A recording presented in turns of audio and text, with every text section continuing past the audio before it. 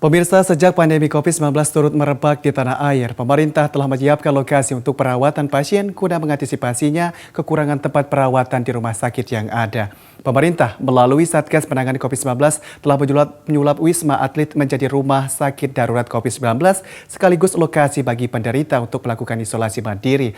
Lalu seperti apa rasanya jika seorang dirawat di Wisma Atlet? Dan untuk mengetahui ceritanya seperti apa, kita sudah bergabung bersama dengan penyintas COVID-19 yang telah menjalani perawatan di RSD Wisma Atlet Diana Sandi.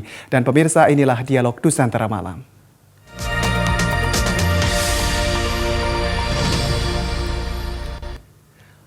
Halo, selamat malam Mbak Diana Sandi.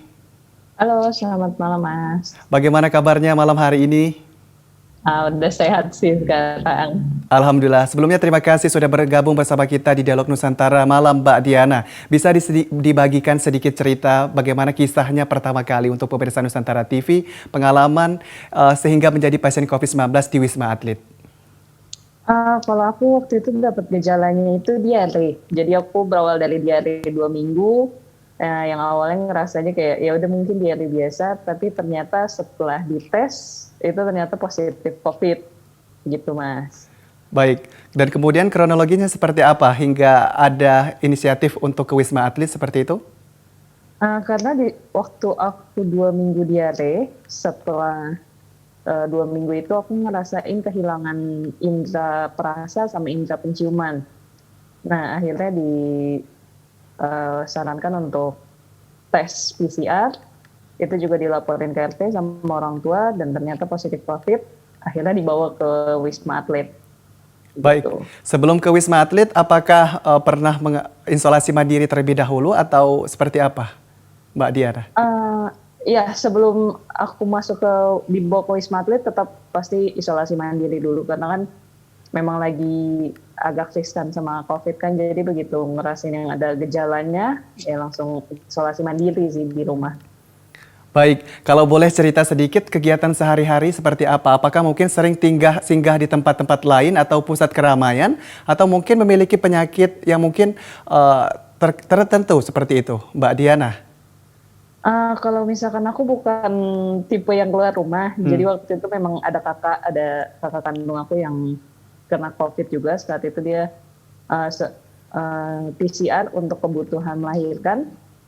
Ternyata setelah hasilnya keluar dia positif. 1 minggu setelah itu akulah yang kena gejalanya itu, begitu Mas.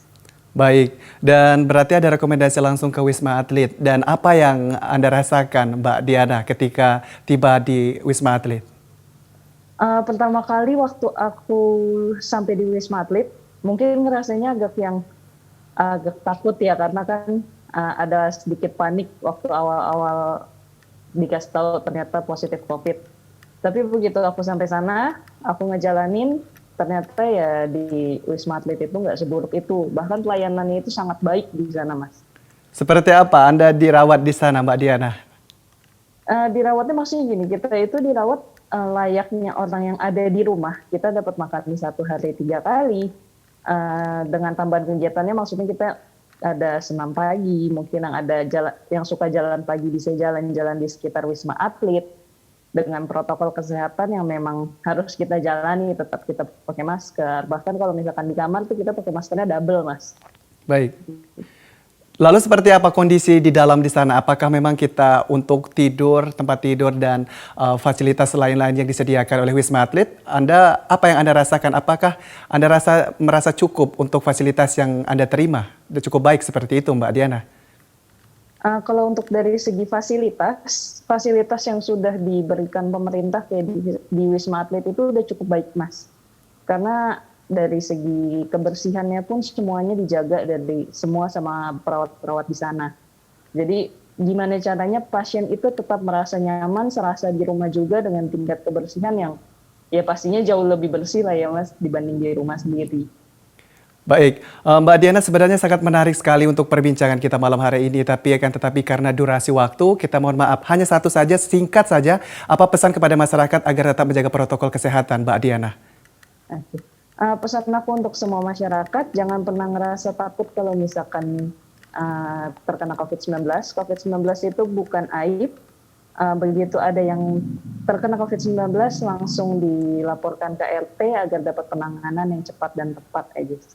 Baik Mbak Diana, terima kasih atas kesempatan untuk berbincang malam hari ini. Semoga senantiasa sehat selalu. Selamat malam Mbak Diana. Selamat malam, Mas.